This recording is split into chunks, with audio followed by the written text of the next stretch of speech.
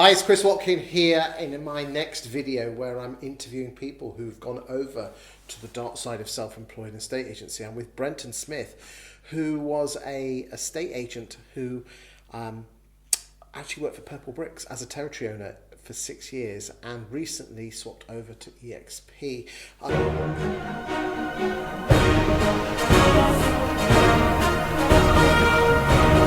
Brenton, thank you for joining me today. My pleasure.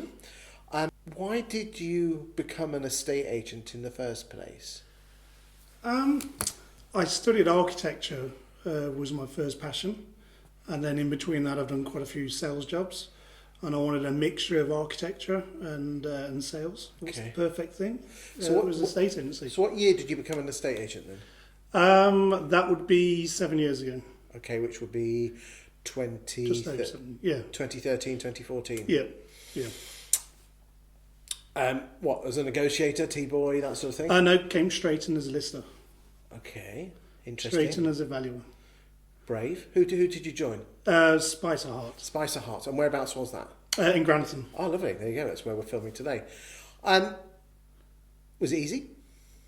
I found it, quite easy. Really enjoyed it. Okay. So. Okay, what did you like about estate agency at the time? Yeah, in that first year. I think it was just meeting different people, different properties, and that's what I liked, just meeting people, and also helping them sell the properties. Okay. And that was one, again, I'll go into it later on, but that was one of the reasons for sort of leaving the high street, because as a lister, stroke valuer, that's all I was doing. So as soon as I had taken the property on... But you didn't do any negotiating. How did you know that there was another side to the story? Because I was in sales, I've always been very good. I've dealt with sort of blue chip companies in sales, so I was very used to negotiating. So did you like the negotiating side of the business then? Absolutely. Yeah, the offers. Yeah. But as a lister for Spicer Heart, weren't you allowed to get? No, you don't get involved with the offers. Is that why is that? I think you put the property on, you come back to the branch, and then the sales negs take over. Okay. And then you're back out listing properties. Okay. So they deal with the offers. I mean, I used to do a couple of viewings. I can remember once I did 3 viewings in a row and got 3 offers in. Yeah. Came in, put it on the table, and the sales neg got all the commission. And you got the listing commission though, didn't you? Yeah, but I didn't get the rest of the commission. And also, I didn't get the bottle of champagne and the chocolates when it had completed. Do you know, all you valuers, all you care about is the tickle underneath the chin, Absolutely, don't you? yeah. So, you went to Purplebricks quite soon afterwards, didn't you? Yes. Okay, so that was you joined Spice Heart in 2013-14. When did you go and join Purplebricks? Well, I was with Spice Heart for a year. Okay. And I was sort of headhunted by the recruitment lady at Purplebricks, and they kept sort of ringing me literally 5 or 6 times, and I never heard of Purplebricks. And this is 2014-15, so we're only just getting off the ground at that point. Oh yeah. Okay. So I sort of said yes, I'll come down and meet Kenny. So I met Mr. Bruce, one of them, and was there. I drove down to Solihull, and I was there for about 3 hours with him, and he offered me the job straight away to come and join. Okay, but you'd only been in the game a year. What? I think it's because I was in architecture for a good 15 years. Okay. I used to design a lot of properties, a lot of houses, and then I was also then in sales, and I actually owned my own mobile phone franchise. So I had about 4 or 5 different retail units. So I was quite used to handling staff, retail premises. So did you keep those phones? Did you when you went into a stage agency? Did you still have your phones? No, I sold those. Okay, so what did you like about working for Purplebricks? It was being your own boss at the start. It was new, it was exciting, it was something completely different. Michael and Kenny were awesome. It was a really good, can I say, a culture at the start. And it felt like you was part of a family at the early days. Okay, okay. So how many? So if you joined in 2014-15, what years were considered the good years for you in Purplebricks? I think the first probably 3-4 years Okay. were the best years. It was like a tribe, a family, everyone was together. Absolutely, yeah. Okay. And how did it make you feel being part of a tribe like that? It just made you feel valued. Although you were self-employed, you still had a team around you of people. And I came in as a territory owner, so my territory was huge that they gave me. So it was hard work at the start.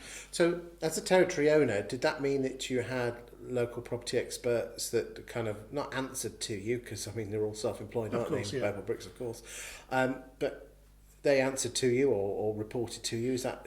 Yeah, I was responsible for recruiting them. Okay. So I'd have to find a local property expert for the areas, because the area that I was covering, I say, was right down to Loughborough, up to Sleaford, Newark, Melton, Mowbray and Grantham. That's a big patch. So and South Nottingham, yeah. And I had to cover the whole patch on my own on the first year. So I racked up about 60,000 miles covering them. So then I managed to get my first local property expert in, and we just split the patch half.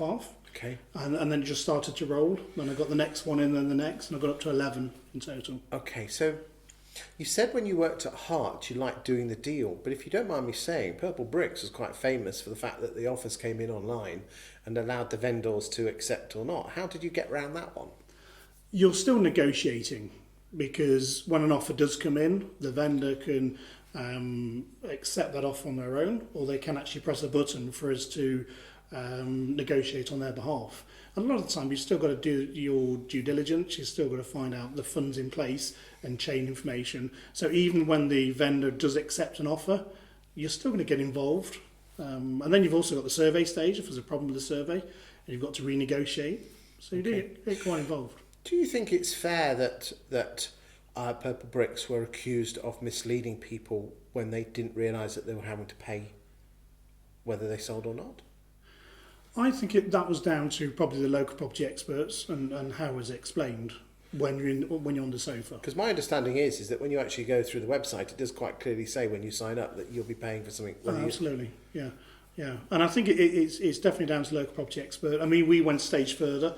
So once an instruction came in, we'd actually send them a personal email and would stipulate in there that it was definitely not a no-sell, no-fee estate agent. But it was a lifetime fee, and it was paid either upfront or in 10 months' time on deferred. So do you think probably the bad press that Purplebricks got was probably down to the fact is that the due diligence of the local property experts wasn't as strong in certain locations compared to others? Yeah, I'd agree with that. Okay.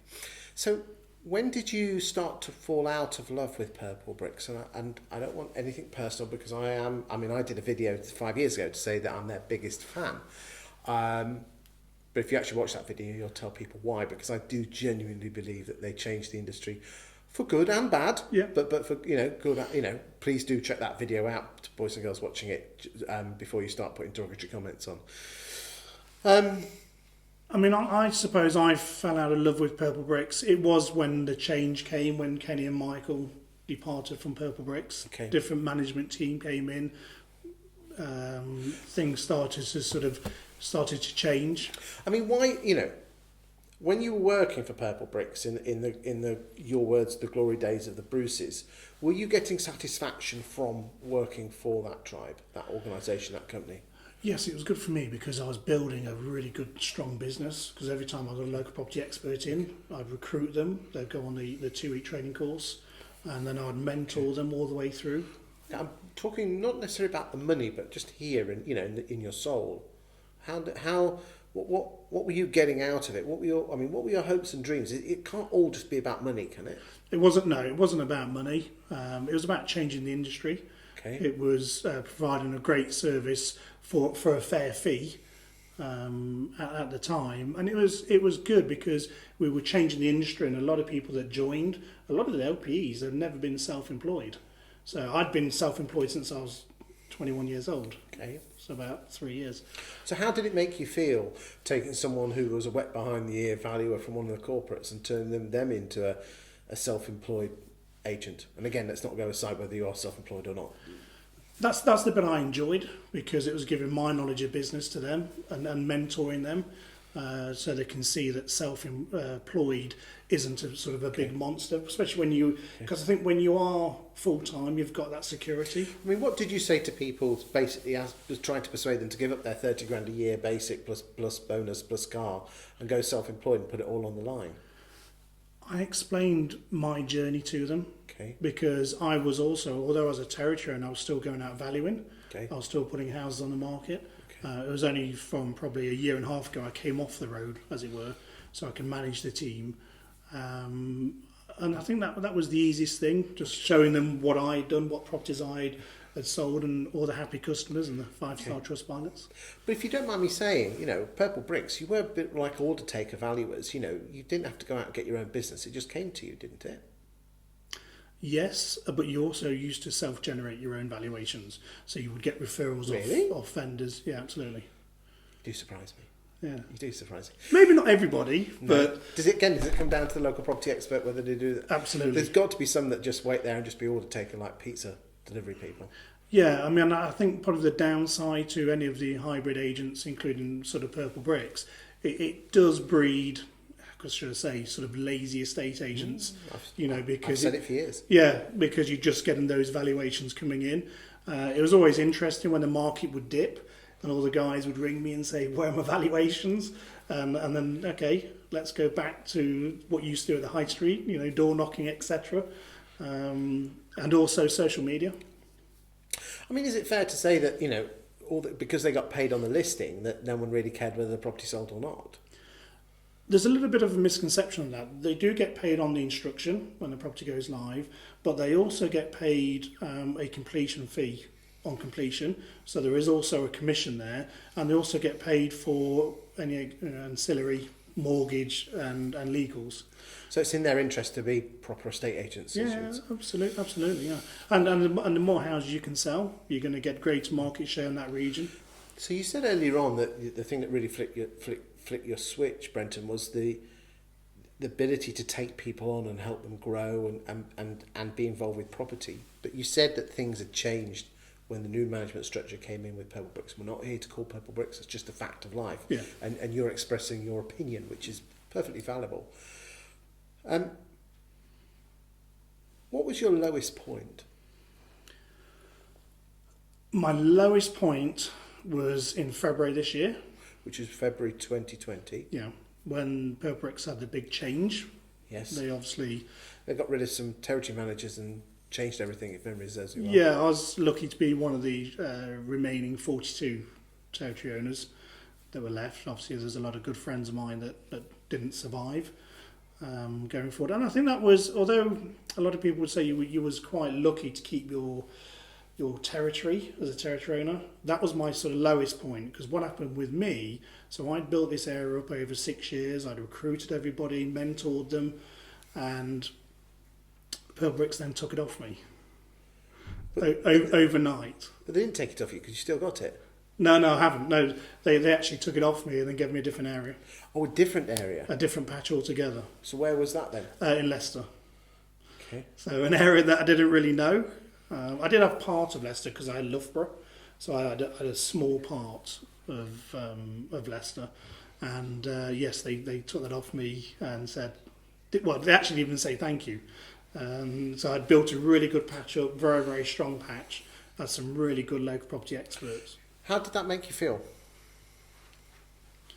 Well, I think that's probably the reason why I'm here today and why I've looked at a different avenue, because I was worried that, so I built a business up for 6 years, and if you're truly self-employed and you're building your business up and someone said over the flicker of a switch the next day you're going to take it off you, it's not really your business. And I was worried when that would happen to me again. Okay. And also I wouldn't be leaving any legacy whatsoever for my kids. So you were down, the thing that you built had been taken away from you. Yep. Your local property experts that saw you as their leader were given to someone else. Yep. A lot of them are quite upset too. So at least you kept a patch, albeit not your patch.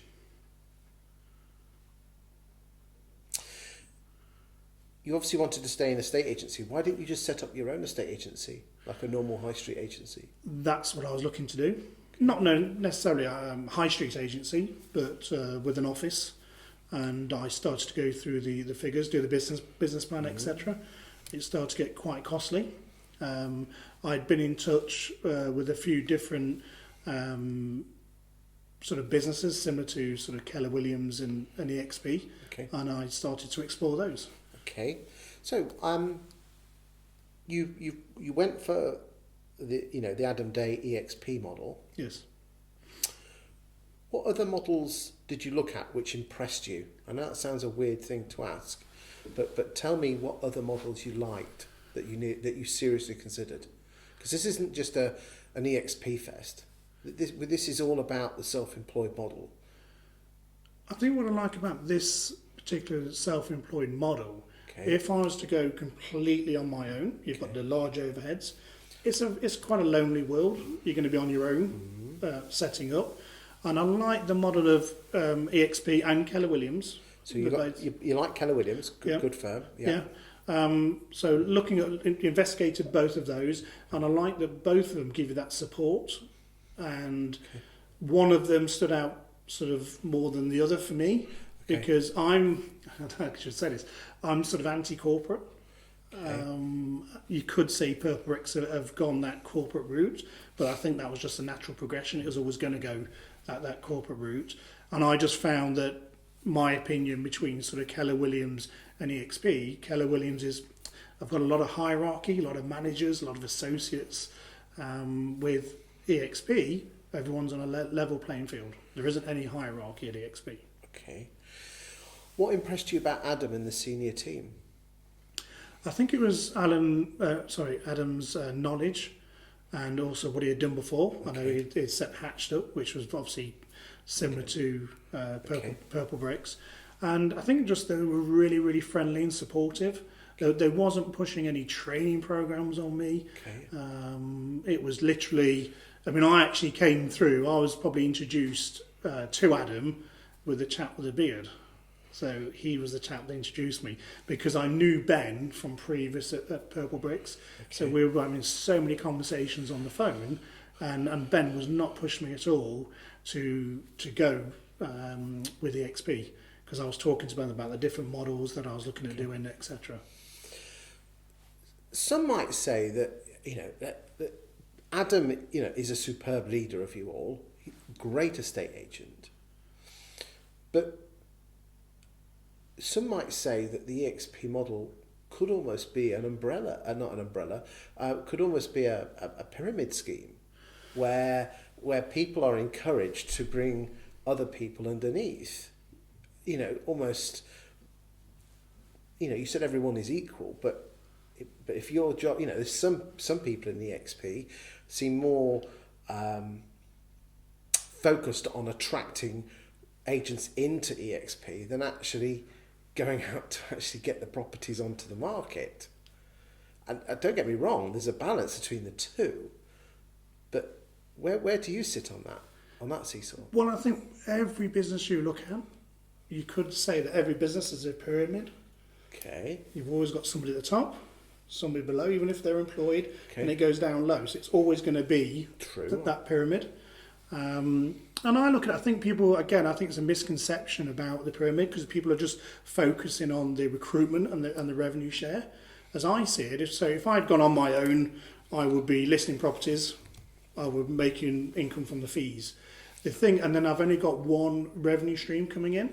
Yes. And I think these days you need several revenue streams. I suppose it is entrepreneurial, I'll give you that. Yeah. And I've got that now, especially with the dreaded COVID. It just shows you that you have to have different revenue streams coming in and not just one. So the bonus with the XP, you are listing properties, you're earning money from fees. You then got the second revenue stream, which is the revenue share. And you've also got the third. So obviously you have the shares with the XP. So you've actually got three different revenue streams, and I think it's down to the estate agent on which one they focus on. In my opinion, it focuses on selling houses and having happy customers, and then the revenue stream and the shares are just going to be a bonus. Okay. And is that what you'd recommend to any person who works for EXP? There is a fine balance between which ones you focus on. Yeah, absolutely. Yeah. I mean, for instance, I would say for the first year, when you start with EXP, you need to start selling houses, listing houses, and then potentially further down the line, you can start looking at the recruitment. I would probably spend 4 days a week listing properties and then 1 day a week recruiting. I mean, you certainly have a skill set being able to bring in 11 people into Purplebricks. What skills and attributes would you say to your fellow EXP colleagues to attract people to the brand? I think to attract them, you've got to the proof's in the pudding. I don't think you can't list any properties. The first thing an estate agent says to another estate agent, it's not how much you're earning, it's how many properties have you sold, how many properties are you on the market. And when you then go onto their company on Rightmove and they've got one property and they've probably sold one, well, how am I going to make money on that year? So I think that's what I would definitely say. You've got to really succeed at selling those properties, listing properties, be a great estate agent, have really good reviews, great social media presence, and then people naturally they'll come. Okay. So where's your patch going to be when you work for EXP? It's in the good old town of Grantham. Sunny Grantham, good Yes. stuff. You have some decent competition Absolutely, there. yes. Okay. So what are you going to do that's going to knock the big players out of the water in Grantham? I think for me, it's going to be a bespoke service. Okay. And you are going to get me from the start to the finish. So it's not going to be, I come out and value, put the property on, and then you pass it over to a sales neg. Well, you said earlier on you like doing the negotiating. Oh, absolutely. So Yeah. are you going for low quantity but high quality, decent fees? Correct, yes. Interesting. I mean, I must admit, there's plenty of agents out there that are doing that and seem to be working quite well. Yeah, absolutely, yeah. So what are your marketing techniques going to be to try and attract those people? Big marketing is going to be social media. Okay. So, So talking about yourself and how wonderful you are and how many houses you've sold and how brilliant you are? absolutely. No, I'm joking. You better not do it. No, it's going to be a lot about the area. I've got a lot of history in Grantham. Okay. And a lot of people don't know. Quite a lot of history, actually. My granddad used to own a garage on North Bray, Levick's Garage. Yes. And then also my grandparents used to own the Black Dog. Yes. A great-great-granddad was the chairman of Grantham Football Club. But there's a lot of history I've got. And I don't really mention this to many people. I was also born here. Okay. So, but then we moved over to Nottingham when I was sort of 18 months old, but then still had all my ties. And you live around here, do you? So? Yes, I just live in a village just outside of Grantham, which is 10 minutes away, Bottisford. Okay. And where do you see yourself in the next 3 and 5 years' time? The number one agent for Grantham. Okay. What do you class as number one? I think I'm going to be the one with the quality, and it's going to change the industry. You know, I'm going to be that bespoke estate agent that no one's ever seen. Okay. You know, because there's going to be quite a lot of social media, say with Facebook, Instagram, and another big one is TikTok, which is the next big thing. I don't see what so you're going to be dancing around, are you then on TikTok then? I do that now because I've got teenage daughters, but no, we're going to be doing viewings, virtual viewings through TikTok, etc. Good stuff.